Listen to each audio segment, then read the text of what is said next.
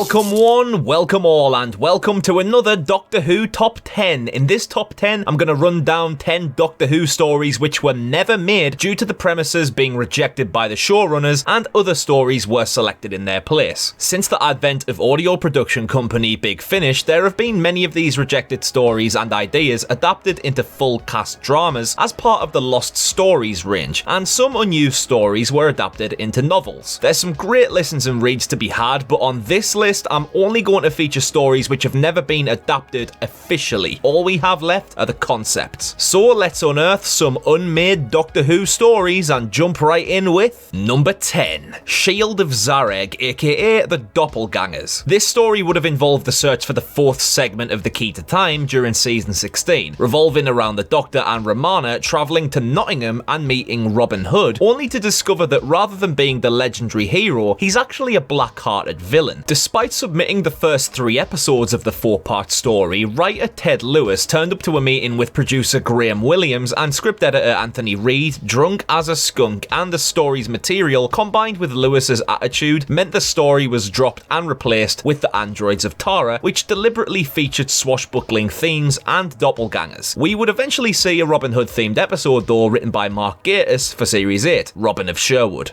Number 9. The King's Bedtime Story. Roger Dixon submitted this story for approval in January 1967 for the second Doctor, and even though the concept is brief, it sounds hilariously tense. The Doctor and his companions meet a king, which king we don't know, who in a typical mad royal way forces the TARDIS team to reenact his favourite story. The catch is, when they reenact the story, they can't change a single aspect of it. It has to be exactly the way the king wants it. I can only imagine the physical comedy involved here, with everyone on a knife edge trying to act out someone else's favourite story, but micromanaging it to be 100% perfect. It would have been a lot of fun to see, especially with the charisma of Patrick Troughton. Number 8. Pride and Prejudice and Daleks. Now let's talk about Paul Cornell, writer of the original Human Nature novel, before adapting it for the 10th Doctor as Human Nature and the Family of Blood, as well as penning one of the 9th Doctor's best episodes, Father's Day. Across the new series, Cornell has submitted many sadly rejected ideas for the show, and by far the most bonkers one to me is Pride and Prejudice and Daleks, which would have taken the 12th Doctor back to the land of fiction, a setting last seen on screen back in 1969's The Mind Robber. It's a Wonderland-esque location where fictional characters from books or movies or mythology lived amongst each other. It was a lot of fun, and I can only imagine Cornell's take on the land of fiction nowadays, with the proper advent of social media, TV and movie binge-watching culture, and another half a century's worth of popular fiction to draw from. Cornell dropped the idea as, at the time, another unknown writer was developing a script for the show, and Cornell thought that their scripts were too similar idea-wise. Hopefully Cornell could return to TV and pen some future episodes. Number 7. Killers of the Dark. After how well Gallifrey was realised on screen in one of the best stories ever made, The Deadly Assassin, Graham Williams wanted Gallifrey to feature again. Anthony Reid approached writer David Weir, who produced a 6-episode script intended to be the finale of season 15. Interestingly, Weir took influence from several Asian cultures, and the story would have featured a race of cat-like people with links to Gallifrey, and a main set piece of a stadium or coliseum filled with these cat-like people watching a gladiator duel. This lavish concept would be too expensive to do even these days, let alone in the late 70s, so with the relatively low budget Doctor Who has always possessed, Killers of the Dark was abandoned pretty late on. Reid and Williams only had 2 weeks to spare before filming commenced for the story, so they quickly knocked up The Invasion of Time, which you can tell was quite rushed, and even though it's got a few nice sequences and high concept ideas, such as seeing the outskirts of Gallifrey and exploring deeper inside the TARDIS, plus the return of the Sontarans, The Invasion of Time was a particularly muddled story. Killers of the Dark probably would have suffered the same fate, where the ideas are good but the budget would just not be good enough to execute it properly.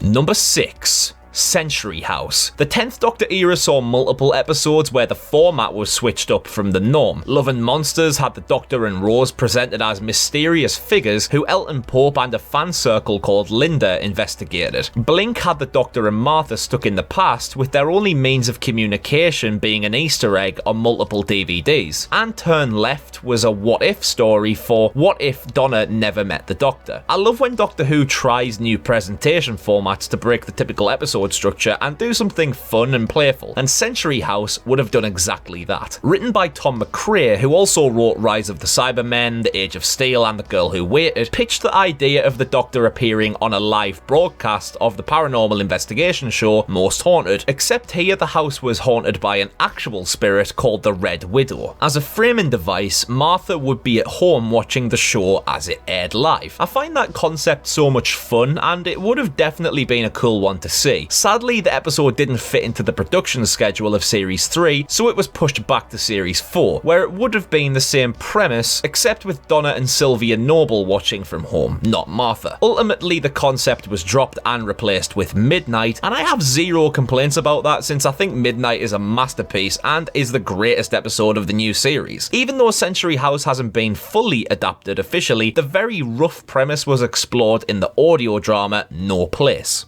Number 5. The Final Game. Had the final game taken place, the history of the series would be very different to how it is now. This was intended to be an epic finale to Jon Pertwee's run as the Third Doctor, and would have seen him pair up with Roger Delgado's Master one last time. In a shocking twist that would be more fitting of the way that the new series is going these days, it would have been revealed that the Doctor and the Master had a brotherly relation, being the yin and yang of the same person. At the end, the Master would have sacrificed himself to save the Doctor's life. That's a very ballsy concept, considering what we did end up with was the pretty lackluster Planet of the Spiders. Think about that though, we potentially would have never seen the Master again, one of the Doctor's greatest foes and most popular characters in the show, and their relationship to each other would have never been the same had he come back. I much prefer the idea they ultimately ran with, where they were just childhood friends or acquaintances who chose to go down different paths. The obvious reason why the final game was never made was due to the untimely death of Delgado, who was killed in a car accident in Turkey in 1973. There was an unofficial fan-made version of the story made to preserve the history of the concept, so that's the closest you'll get to this game-changing alternate timeline. Number 4.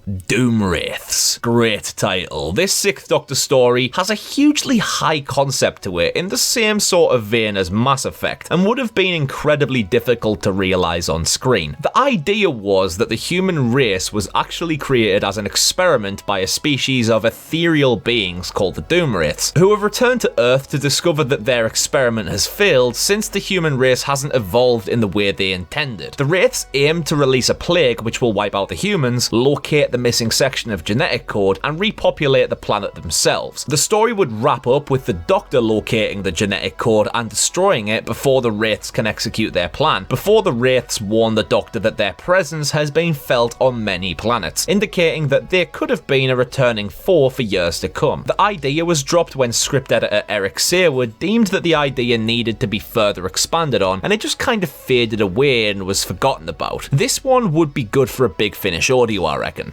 Number 3. Lost in the Dark Dimension. This is probably the most famous unmade Doctor Who story, as it was going to be the 30th anniversary episode, a straight-to-VHS feature-length movie reuniting multiple Doctors, to an extent, to tackle the villainous Hawkspur played by Rick Mayall. That's my favourite element of the whole thing. Mayall never appeared in the show, and that's just bewildering to think. Playing a villain would have been right up his street as well. There were so many issues plaguing the Dark Dimension project, both financial and political. Though the budget was a continual issue and many miscalculations didn't factor in certain revenue elements, Tom Baker was also a bit of a knob about it, as he wanted to be the featured Doctor and essentially top billing, with the 3rd, 5th, 6th and 7th Doctors being more in supporting roles, which Pertwee and Colin Baker in particular took a massive distaste to. As for the story's concept itself, here's where it gets complicated. Bernice Summerfield, a character featured in the Virgin New Adventures novels as a companion to the 7th Doctor, finds the dead body of the 7th Doctor in an apocalyptic future Earth. He's been killed by a creature made of chronal energy. This creature disguises itself as Hawkspur and averts the death of the 4th Doctor in Legopolis so that he survives the fall, and then the creature would manipulate Earth's politics so that he has ultimate power and control. From here, an older 4th Doctor who never died, and versions of the Brigadier and Ace from timelines where the 5th, 6th, and 7th Doctors never existed try to defeat Hawkspur and correct the universe. And if that's not enough, there would have also been the Yeti, Ice Warriors, Daleks, and redesigned Cybermen, which we do have concept art for, and I must say, holy shit, that's badass. The Doctor would have defeated Hawkspur in a sword fight on top of the TARDIS, now disguised as a church by the way, drawing the creature out of Hawkspur's body. Then the creature kills Ace, and then with the last of his strength, the 4th Doctor forces the creature through a time vortex, killing it, reversing all the events of the story, putting everything back to normal. There just seems to be way too much thrown at this story, and it's no wonder why there wasn't a cat in hell's chance it was ever gonna get made.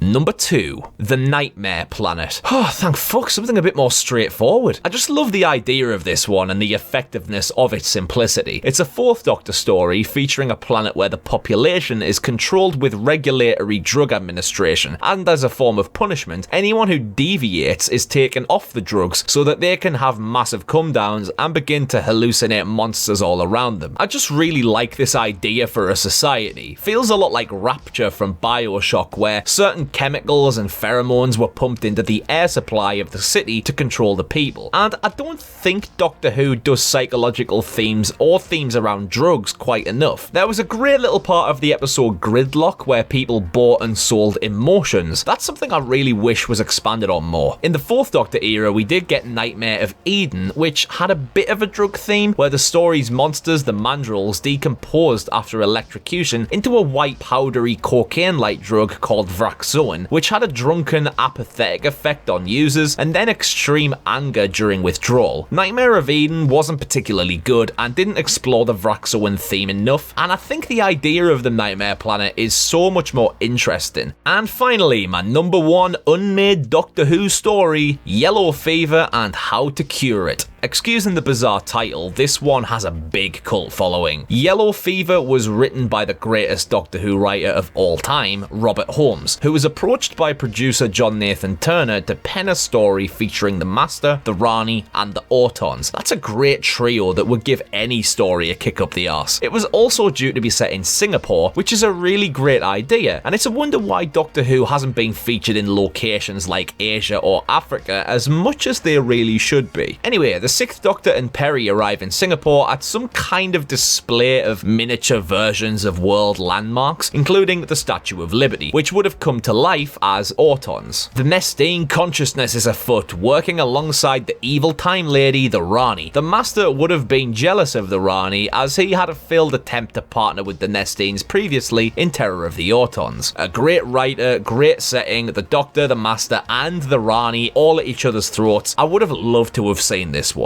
Sadly, even though the story was commissioned, it was put on hold when Doctor Who was put on hiatus in 1984, and was later abandoned when the Singapore location was deemed too expensive to film in. And though the main concept was explored to be one of the mini-stories in the Trial of a Time Lord season, Yellow Fever was later dropped altogether, and with the death of Holmes in 1986, it just adds to the very tall pile of unused scripts and ideas in Doctor Who's history. Well, there we go. I hope you found this one interesting. Drop me a like, a share, or a comment if you'd like some more Doctor Who related content in future, but for now, I've been Connor from Unleash the Ghouls, and I'll see you next time.